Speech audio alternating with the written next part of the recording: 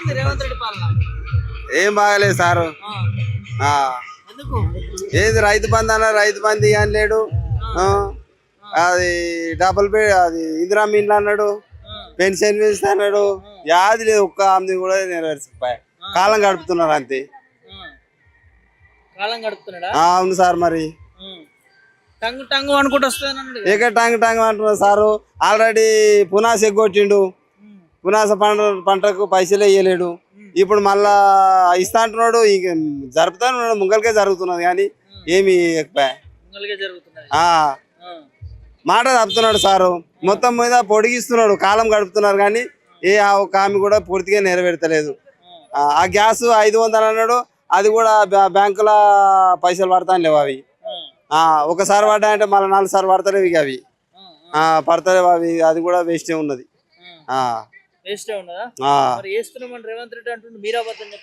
అంటారు కానీ ఇప్పుడు పడేది అయితే మాకు తెలుస్తుంది కదా సార్. మీరు ఎవరిని కూడా అడుగుండి. ఒకసారి పడ్డా అనుకో మళ్ళీ ఎప్పుడు పడతావు తెలియదు. పడతాను లేవు అవి పైసలు సరిగ్గా ఏవి పడతలేవు పైసలు. ప్రజాపాలన అంటున్నాడు కానీ ఏమి ప్రజలకు ఉపయోగకరంగా ఏం లేదు సారు. ఆ బస్సు ఫ్రీ అని పెట్టిండు. ఆ బస్సు ఎక్కితే పెద్ద ఘోరం ఉన్నది. బస్సు ఎక్కితే భయం అవుతుంది. బస్సు ఎక్కాలంటే 60 మంది పోయేదానికి 160 మంది పోతున్నారు. అందులో బస్సు ఎక్కాలంటే భయం అవుతున్నది. ఆ పబ్లిక్ అంటున్నారు సార్.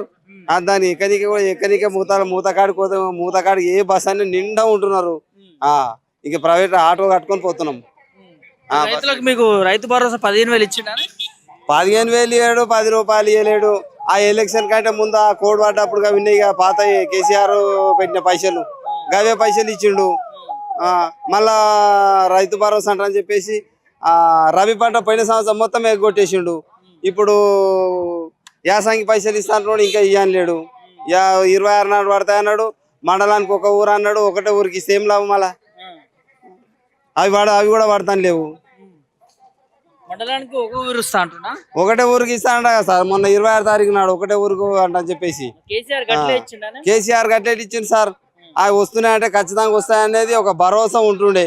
ఖచ్చితంగా రైతు బంధు వస్తాయంట. పడతాయి. జనవరి వచ్చిందిరా, పడ్డాయి. ఒకసారి పడ్డాయి అనుకో పడతాయిరా, మనకు 15 రోజులకైనా వస్తాయంటానికి గ్యారంటీ ఉండే. ఇది వస్తుంది తెలియదు, సస్తుంది తెలియదు. ఇక్కడ నమ్మకం లేకుండా ఉన్నది. నమ్మకం లేకుండా ఉన్నది సార్. ఏమనుకుంటున్నారు సార్? ఇప్పుడు మొత్తం మార్పు అన్నారు. ఇదే మార్పు అనుకుంటున్నారు. ఉన్నవి ఊడగొట్టుకునే మార్పు వచ్చింది.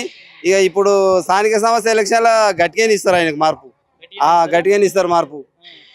రైతులు కూడా కూలి వాళ్ళు అందరు కూడా ఏమనుకుంటారు ఇప్పుడు అంటే కేసీఆర్ సారే మంచిగా ఉండరా అనుకుంటున్నారు. ఇప్పుడు ఎట్లా సర్పంచ్ ఎలక్షన్లు వస్తే గట్టిగానే ఇస్తారు, ఆయనకు మార్పిస్తారు.